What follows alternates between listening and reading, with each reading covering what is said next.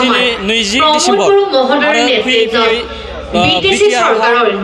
UPPL सरकारा नैथि बोसोर आबुं जाबाय आरो बेखौ लानानै दिनै नैथि बोसोर आबुं जानायखौ लानानै मोनसे फोरबो खुंदों आरो बे फोरबोआवहा गोबां रोजा रोजा सुबुंफोरा दिनै फैनानै बेयावहा बाहागो लाफैदों आरो बे नैथि बोसोरावहा आबुं जानायावहा UPPL सरकारा मा मा हाबाफारि थांनाय समाव लाखो बेखौ दिनै फोरमायगोन लोगोसे फैबाय थानाय समाव मा मा हाबाफारि लाबावगोन माबायदि जौगानाय खामानि लागोन बेखौ लानानै फोरमायगोन होननानै गोबां UPPL दैदेनगिरिया फोरमायदों लोगोसे दिनै बे समाव जों बिटिआरनि थामहिनबा मावफुं सोद्रोमा बिटिआरनि हाग्रा बिफाननि मावफुं सोद्रोमा रन्जित बसुमतारी बिथांनिसिम जों मिथिनो सागोन जे दिनै गिबियावनो बिटिआर गभर्नमेन्टनि नैथि बोसोर आबुं जानायनि फोरबो सान फालिनायाव बिटिआर ओनसोलनि साफ्रोमबो मानगोनां रायजो राजा बयनिसिमबो गाहाम हामलायनाय बावहरबाय। बे समाव दिनै बे हाबाफारिखौ लानानै बेयावनो आं मोनसे फोसावनाय होनो लुबैदों जाय बिसिडिसि चेयारमेन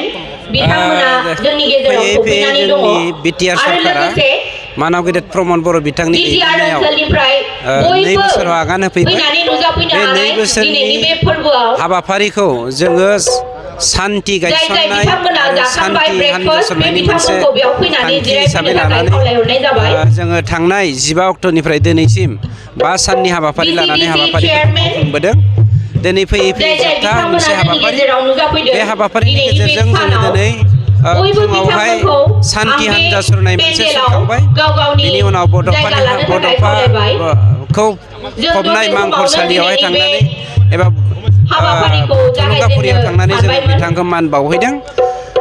दा गुबुन गुबुन प्रग्रामजों लोगोसे जोंहा मोनसे इम्पर्टेन्ट प्रग्राम दंबावो बे जादों गभर्नमेन्टनि जा बिसिडिसि लेभेलनिफ्राय लानानै गोजौ थाखोसिम फैनाय जा लेभेल दङ बे लेभेलाव जों माखासे सावरायलायनो गोनां दङ।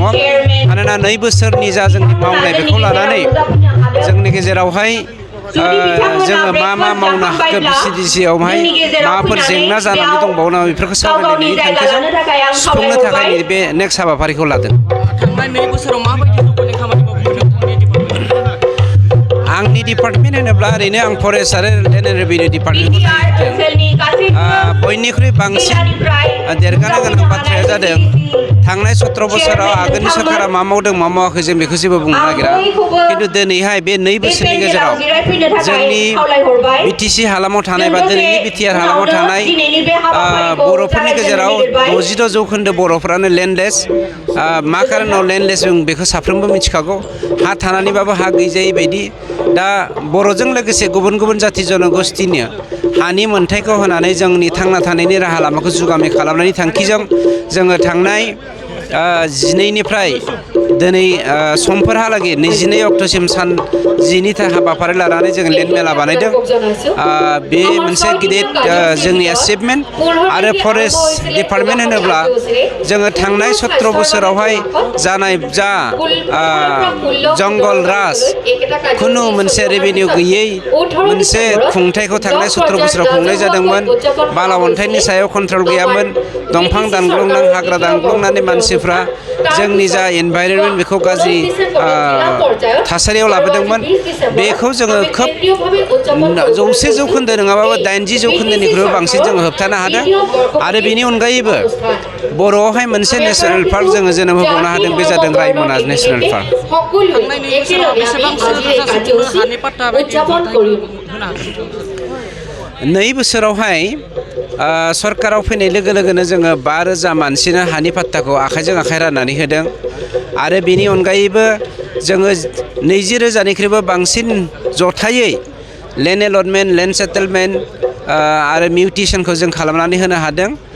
दानिया मोनसे खोन्थाया जादों नै बावैसोनि गेजेरावनो जोङो गोदान बोसोरावहाय 19,173 न'खरनो फ्राय 20,000नि खाथियाव थांगोन। जोङो गोदानै लेन्ड टाइटेल सार्टिफिकेट फरेस्ट डिपार्टमेन्टआव रानना होगोन। आरो सरकाराव फैनाय लोगो लोगोनो जों फरेस्ट डिपार्टमेन्टआव 879 मानसिनो जोङो हा राननानै होनो हादों लेन्ड टाइटेल राननानै होनो हादों। बेफोरनो जोंनि मोनफा मोनफा एचिभमेन्ट।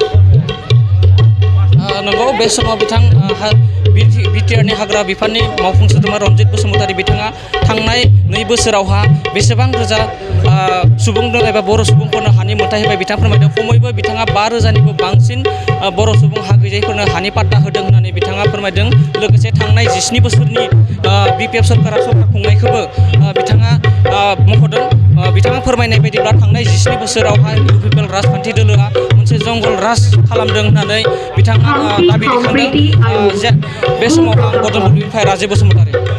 नोंथाङा सानाय सुनाय बेरामनि जेंनायाव गोग्लैदों नामा? जुदि नोंथाङा सानाय सुनाय दंब्ला जिंगा सिनांगौ गैया। चिरां जिल्लानि बेंटल गेट साफागुरियाव दायो एसआइ निउर' थेरापि सेन्टार दंसै।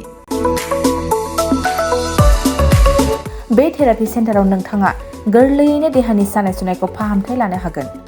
बे आथिं सानायानो जाग्रोदों ओमफ्राय जानाया एसे सिगांनिफ्रायनो जाखादों ओमफ्राय बिदिनो गुबुन गुबुन मुलि जाबाबायदों ओमफ्राय हामाखै दिनैनि ट्रिटमेन्टआ नङा आङो एसे मोजां मोनसिनबाय।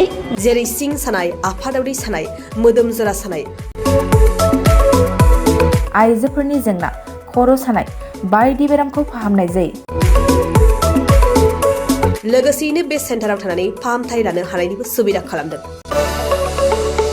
नोंथांमोनहा एएसआइ निउर' थेरापि सेन्टाराव फाहामथाय लानो गोसो दंब्ला नैबे मबाइल नम्बर 7620160459 नङाब्ला 9476977956 आव थोंजों सुलाद लानो हागोन।